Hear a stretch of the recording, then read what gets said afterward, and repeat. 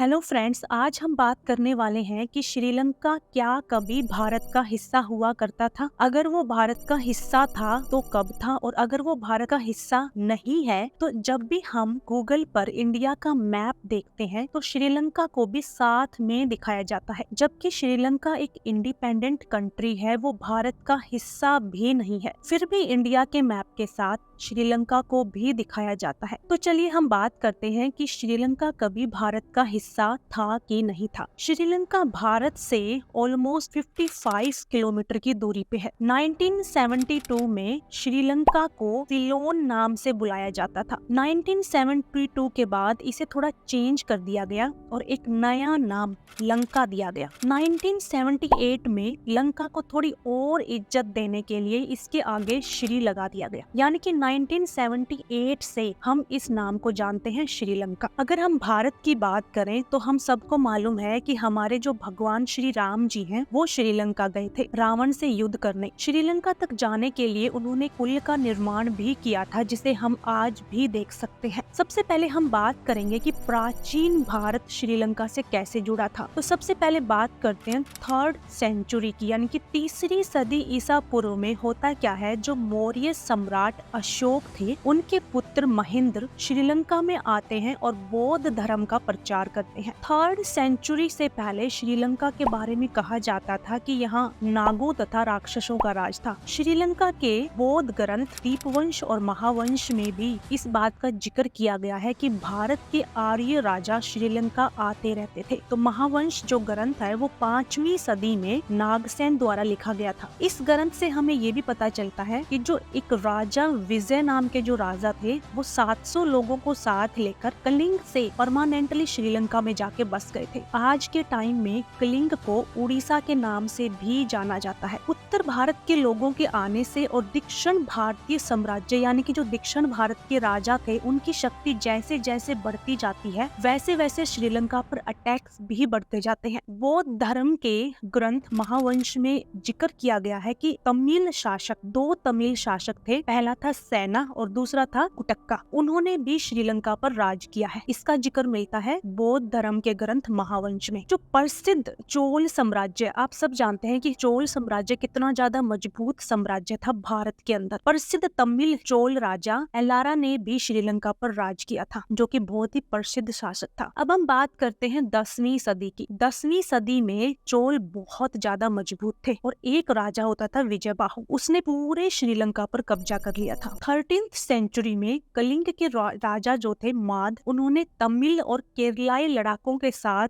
द्वीप पर कब्जा कर लिया था। ये तो सारी बातें हैं कि 13th सेंचुरी से पहले की, यानी कि बहुत ही ज्यादा पुरानी बातें। अब हम बात करते हैं 16th सेंचुरी की। 16th सेंचुरी में जब यूरोपीय शक्तियां जो थी वो पूरे वर्ल्ड में फैल रही थी, तो उन्होंने श्रीलंका में भी कदम रखा 16th सेंचुरी में और श्रीलंका को बिजनेस का सेंटर बना लिया। सबसे पहले 16th सेंचुरी में यहाँ पर आए पुर्तगाली। पुर्तगालियों ने क्या किया, श्रीलंका जो है उसमें चाय, रबड़, चीनी, कॉफी, शुगर बहुत ज्यादा अच्छी मात्रा में उगाया जाता है। पुर्तगालियों ने इन सारी चीजों को एक्सपोर्ट करना शुरू कर दिया श्रीलंका से। पुर्तगालियों ने श्रीलंका पर बहुत अत्याचार किए, उनके ऊपर मनमानी तरीके से टैक्स भी लगाया। जो श्रीलंका के लोग थे वो बहुत ज्यादा परेशान हो गए थे पुर्तगालियों से। श्रीलंका के लोगों ने क्या किया, डच लोगों की हेल्प मांगी। उन्होंने डच लोगों से कहा कि हम पुर्तगालियों से परेशान हो चुके। डच लोगों ने पुर्तगालियों पर हमला किया और पुर्तगालियों को वहां से भगा दिया 1658 में। और उसके बाद डच लोगों ने श्रीलंका पर कब्जा कर लिया। डच लोगों ने श्रीलंका से बुरी तरह से टैक्स वसूला। जितना अत्याचार पुर्तगालियों ने नहीं किया था उससे ज्यादा अत्याचार डच लोगों ने किया। डच लोगों ने 1658 से 1796 तक श्रीलंका को बुरी तरह से टैक्स वसूला